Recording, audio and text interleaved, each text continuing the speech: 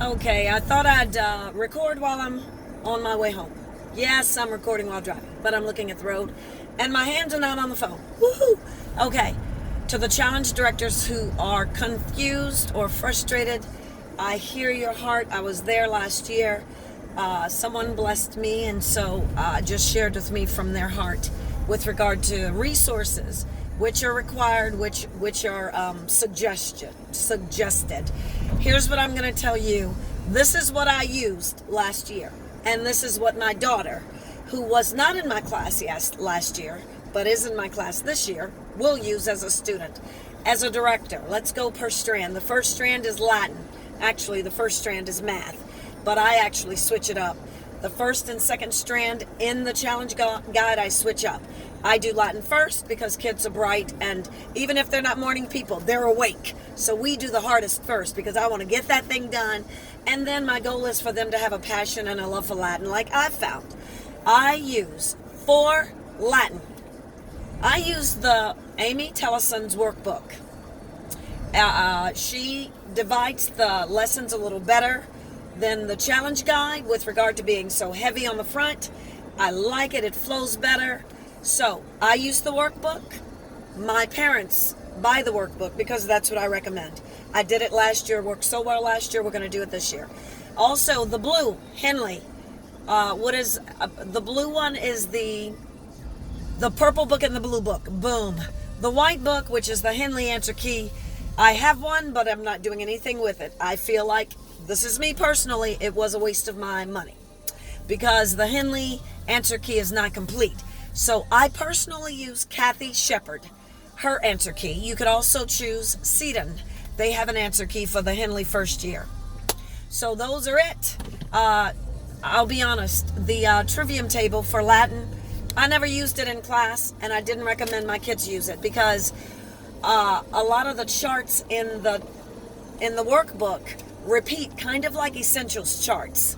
If you've done essentials before, those charts that your kids write over and over again, like chart A, which is memorized in essentials, the charts in the Henley, in the Tellison workbook that goes with the Henley purple and blue book, are the only charts that I require.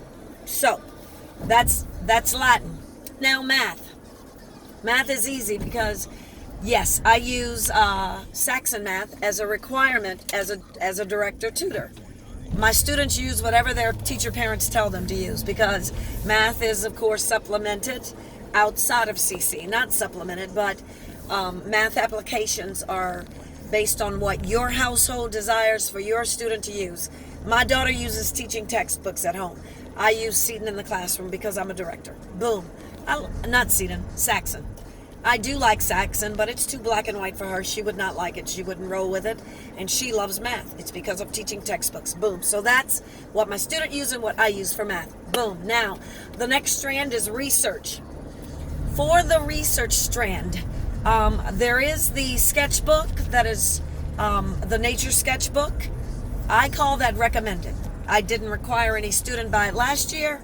I didn't buy it last year. I didn't use it in class. I did not show it. I didn't see, I may have had one student use it last year.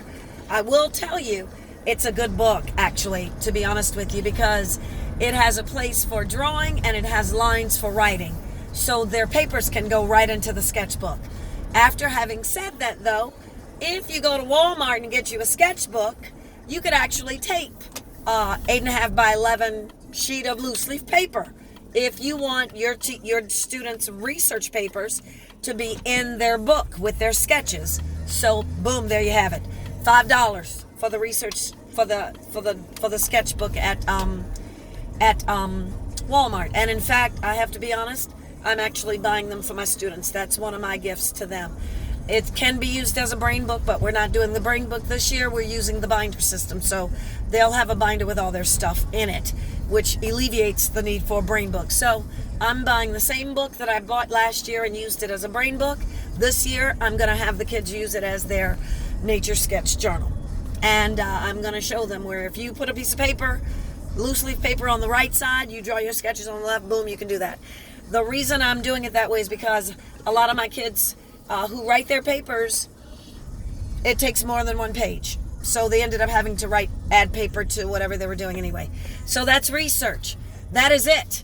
Also, as a challenge director, here's what I bring into the classroom. I do have the cards, those 5x7 cards that are the same size as the timeline cards for the nature, for the science cards basically. I have those, and I will have those in the classroom. I like those when it comes to the nature sciences because they have pictures on the front and stuff on the back, and it's just cute and fun. Mine are really old because I got them from another Foundations tutor, so they're probably not as good as the new ones, but I say that to say this. It's a suggestion. You don't have to even have that. Everything you need pretty much is in the Foundations guide. In the challenge guide. Let's go on to the next. Reasoning. Boom. Fallacy detective is the second semester. Analogies for all of us is first semester. Those are required for the director and required for the student. As a director, because I used what is now being used by my daughter, I borrowed a friend's. Her son was in my class last year. He's not needing them this year, so his has writing in them. I borrowed his because I just don't want to make the investment to buy more. I've got one kid. I shouldn't have to buy. I don't want 2 copies. That's just it. So borrow from a friend or buy it old. If it's used, it's fine. You just need it to be able to read it. All my lesson plans are on paper. The book is just a tool. And of course, analogies for all of us has the exordium and everything already in it. So that just makes it that much easier. So that's reasoning. Let's go on. The next one, exposition. For exposition, LTW, I have both the student and the teacher. That's what's required for the director, and that's what's required for the student. Those challenge parents should have the teacher guide. You can't get one without the other because they come together. And they're cheaper. Well, you can buy them separate, but it's cheaper if you buy them together. And frankly, I like having the answers. Even if I weren't the director, I would want to have the answers as a teacher mom. I teach my child. I don't know about you guys, but I teach my student at home. I am her teacher. If public school students have a teacher until 12th grade, I'm my daughter's teacher through 12th grade. I don't put her in front of some screen. I'm not going to put her in a room and tell her go do her schoolwork. I'm the teacher. That's just the way I am. If you teach different, that's fine. This is me. So those are required. The student LTW and the teacher LTW. Boom. That's for directors and that's for all the students.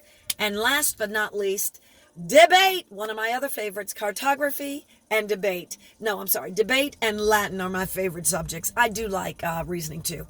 I just love the newness. I love the cartography book. I love that hard copy book. I think it's a beautiful coffee table book. It's got a lot of good information in it. I love it. So I believe it is a required reading for the director and for the student. It's got it's written by Classical Conversations, published by them, that is. It's got everything that the student needs with regard to studying the history of this geography. It's got all the drawings in it. It is wonderful. Now, another investment you can make, I did it last year and I'm glad I did. It's K-12 drawing of the world. It's a big investment. It's over $200 if you buy the whole thing. I brought mine piecemeal as we went through it last year. I brought it piecemeal because I got some of the books used, which gave me a little bit of a discount. Some of them I got for $12, $10, and then others I bought for full price.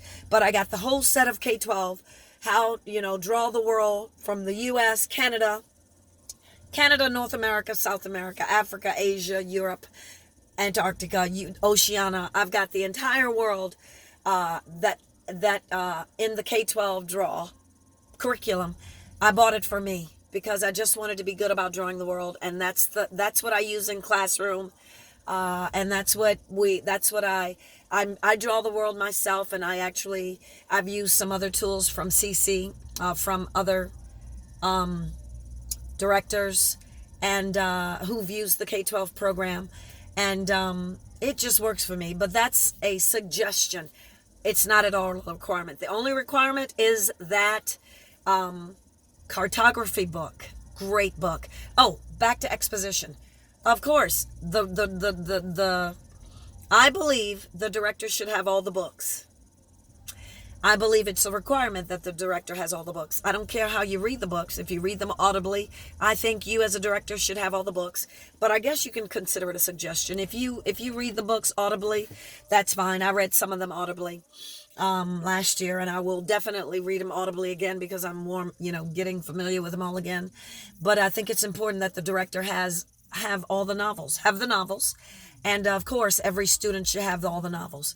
The highlighting system is specific to having a paperback novel. Even if your student listens to the book audibly, I believe it's important to have the physical book in front of them and let them listen like radio show, like we do, and actually highlight the book based on what they hear and find valuable to them. That's how I do it. I use the highlighting system that way with my child. That's how she will do it. And that's how we roll. So I believe those books, along with the LTW curriculum, the novels, is required for a director and for the students. And I think that's it. I hope that blesses you. Let me just give you some advice. If you're a new director, I was there. I know exactly where you are. Learn to laugh at yourself and be okay with telling those kids, you know what? I don't know. I just don't know. Let me find out and I'll get back with you next week. We're human. We are what you call lead learners. We're not their teachers. We're their lead learners. Their mamas and daddies are their teachers. Those are the ones that grade their work. Those are the ones they're reporting to. Our job is to encourage and cultivate the conversation about all the strands that we're working on using the 5 common topics. And here's something that I'm doing this year. I'm really excited about it.